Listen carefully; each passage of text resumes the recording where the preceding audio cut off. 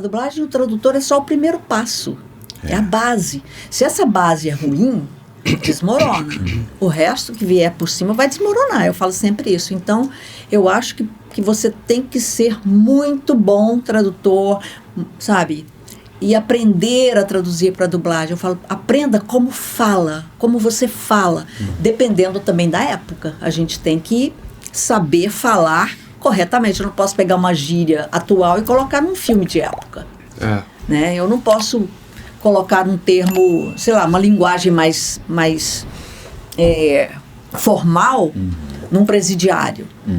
Tem que trabalhar isso. Tudo isso. São muitas variáveis. São, né? muitas. Não só de época, de tudo. A questão social, tudo, né? Eu falo, a sigla é COQ, Q-O-Q.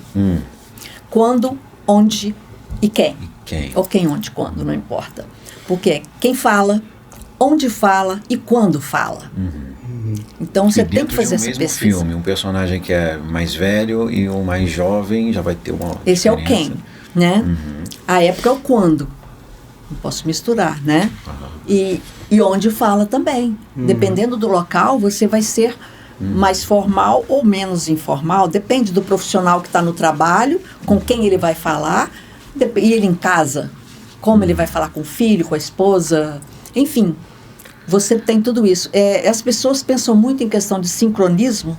Quando eu falo de sincronismo, a primeira coisa que vem na sua cabeça é o sincronismo labial. Sim. Né? Dublagem, sincronismo labial. Só isso. Claro que é muito importante, mas nós temos mais. Tem muito mais do que mais isso. 2 tipos de sincronismo utilizados, assim, os principais que eu diria. O cinético, que é o sincronismo cinético, tem a ver com até o movimento do personagem, onde ele está também. Tudo isso te ajuda a procurar uma tradução melhor, sabe? Usar melhor as palavras para ficar mais natural. Porque às vezes no original está uma coisa, mas se você traduz exatamente, literalmente como está, não vai fazer sentido para gente.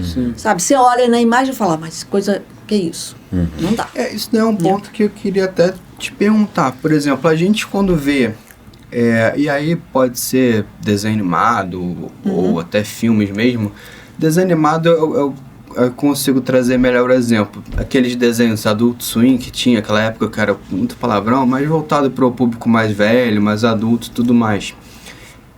Uma vez eu vi, não vou lembrar qual desenho especificamente, mas foi a versão americana de um deles, a versão original, e depois a versão dublada, né?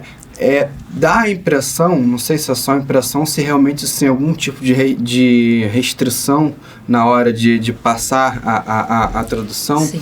Que, por exemplo, o inglês, o original, ele realmente fala lá um palavrão, são palavras mais fortes e tal, mas assim. E na hora que chega para a tradução, você tem a palavra, mas você diminui o peso.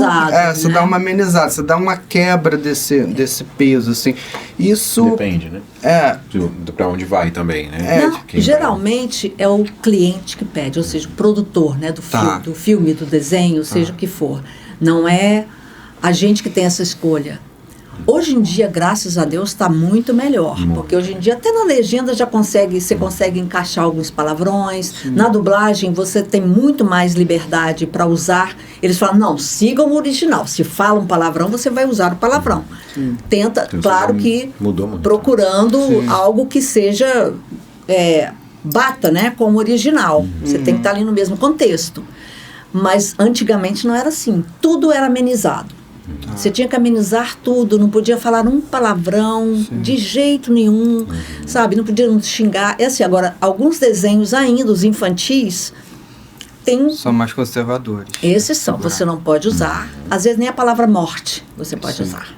Por que eu pergunto isso? Porque, por exemplo, em muitos filmes, sei lá, um filme de ação ou um desenho para Adult Swim da vida, né? Às vezes, filme de ação, geralmente você tem aqueles caras mais bruto, mais parrudo. E aí, por exemplo, o cara, numa versão dublada ou então no legendado, você tem, vou matar você, vou dar uma porrada em você. Enquanto que quando você vê o mesmo filme com áudio em inglês, mas com a legenda em português, ele tira esse, vou pegar você. Justamente ele por quebra um pouco, tira um pouco da intensidade, né, da cena.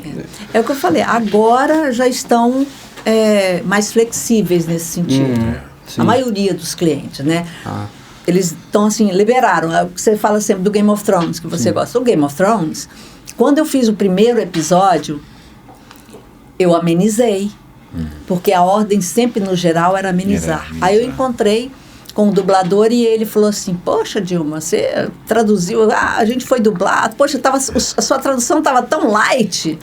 Aí a gente teve que dar fazer umas trocas, colocar uns palavrões e tal.